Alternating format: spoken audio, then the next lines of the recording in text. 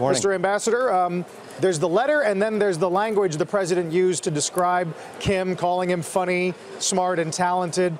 You recently tweeted you thought that kind of language at least was unnecessary.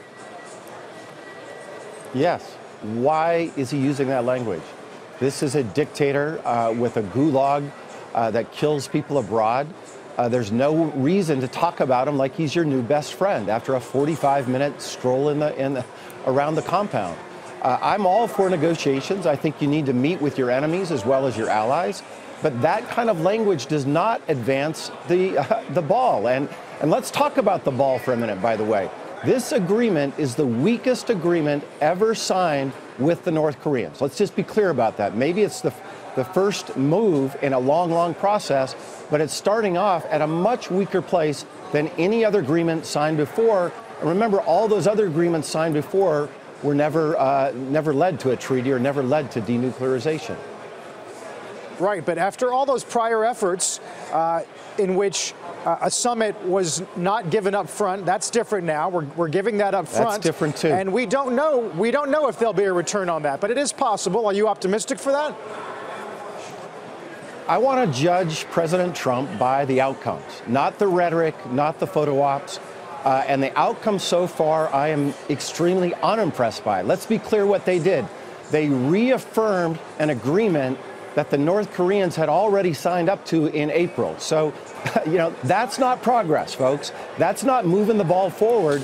And even on the mechanics of it, they announced that Secretary Pompeo will be the chief negotiator on the American side.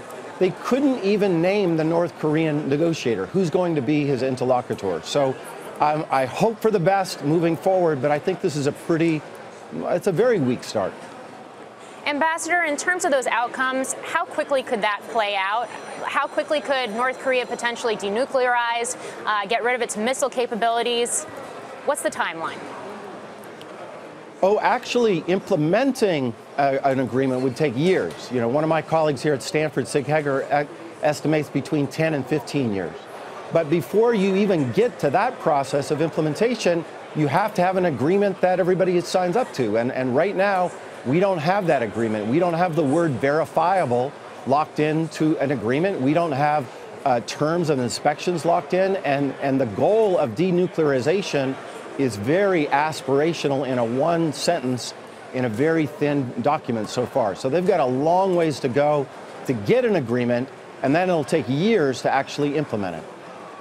Gabriela, turning to the markets and the reaction or lack thereof to all this, a lot of the talk seems to be, well, at least we're not firing these weapons at each other, which is what some had feared just months ago.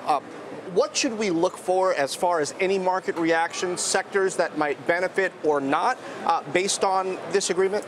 It does seem that the impact is very limited at the moment in the market, and that's because it's been very difficult to price in the change in this relationship in terms of the impact on the economy, on earnings, and hence on markets. And remember, it was so last year when the relationship was very acrimonious. We barely saw any sort of impact in the U.S. market or the global market, with South Korea being one of the best markets in terms of performance last year. And so we're having a hard time pricing that in as well this year, now that the relationship is more positive.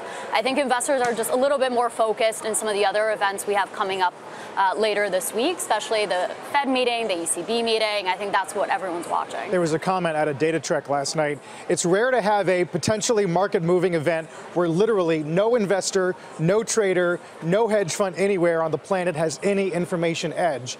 And that's going to remain true as we start working on definitions and scope of denuclearization and verification. Well, and if we listen to what the ambassador was saying, I mean, this can take quite a long time, and there's so many unknowns, so it's very difficult to focus on that when there's so many other items on the list, let's say. And on the geopolitical list, remember, we also have all of the tariff tensions with a potential list coming out of goods for China on Friday. So there are just a lot of items on the list that we have a little bit more information perhaps on. Hey there, thanks for checking out CNBC on YouTube. Be sure to subscribe to stay up to date on all of the day's biggest stories. You can also click on any of the videos around me to watch the latest from CNBC. Thanks for watching.